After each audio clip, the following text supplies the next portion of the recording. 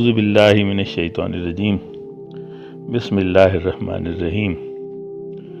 دیکھا گیا ہے کہ لوگ اپنی مرضی کے نتائج حاصل کرنے کے لیے بڑی بڑی ہستیوں اور پیغمبروں کا نام استعمال کرتے ہیں اور لوگوں کی زندگیاں برباد کرتے ہیں۔ حضرت ابراہیم علیہ السلام سے منسوب ایک روایت کو جواز بنا کر یہ عقیدہ بنا لیا ہے کہ باپ کو حق حاصل ہے کہ وہ بیٹے سے کہے کہ اپنی بیوی کو طلاق دے دو۔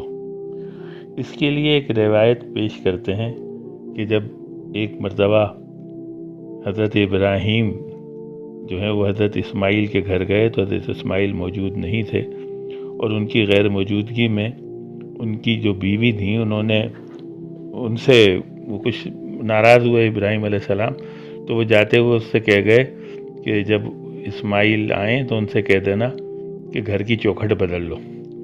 تو جب وہ اسماعیل آئے تو اسماعیل علیہ السلام جب آئے تو ان کی بیوی نے کہا کہ ایسے ایسے ایک صاحب آئے تھے اور انہوں نے آپ کے لیے پیغام دیا ہے کہ گھر کی چوکھٹ بدل لو۔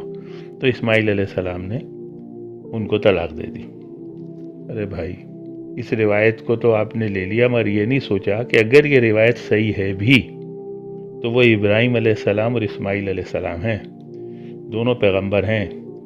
اگر یہ روایت صحیح ہے تو پھر ان آیات کی طرف بھی تو جائیے جو سورہ صافات میں آتا ہے کہ ابراہیم علیہ السلام نے اپنے بیٹے اسماعیل علیہ السلام سے کہا کہ بیٹا میں نے خواب میں دیکھا ہے کہ میں تمہیں ذبح کر رہا ہوں۔ بیٹے نے کہا ابا جان آپ کو جو حکم ہوا ہے اسے بجا لائیے، آپ انشاءاللہ مجھے صابر پائیں گے۔ اور جب ابراہیم علیہ السلام چھری چلانے لگے تو آواز آئی اے ابراہیم تم نے خواب کو سچا کر دکھایا ہے۔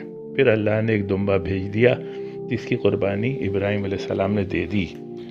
جناب وہ تو اس مقام کو پہنچے ہوئے لوگ تھے، وہ جو بھی کام کرتے تھے وہ اللہ کے حکم سے کرتے تھے، تو ان کی مثال بنا کر آپ لوگوں کے گھروں کو برباد کر رہے ہیں۔ اس لوگوں کو اعلانیہ یہ کہتے پھر رہے ہیں کہ اس واقعے کی وجہ سے یہ جو روایت ہے چوکھٹ والی، اس سے جو ہے باپ کو یہ حق حاصل ہے کہ وہ بیٹے کو حکم دے کہ اپنی بیوی کو چھوڑ دو تو اسے چھوڑ دینا چاہیے۔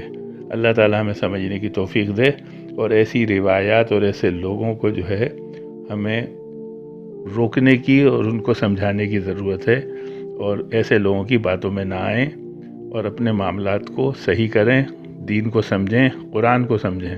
صدق اللہ العظیم۔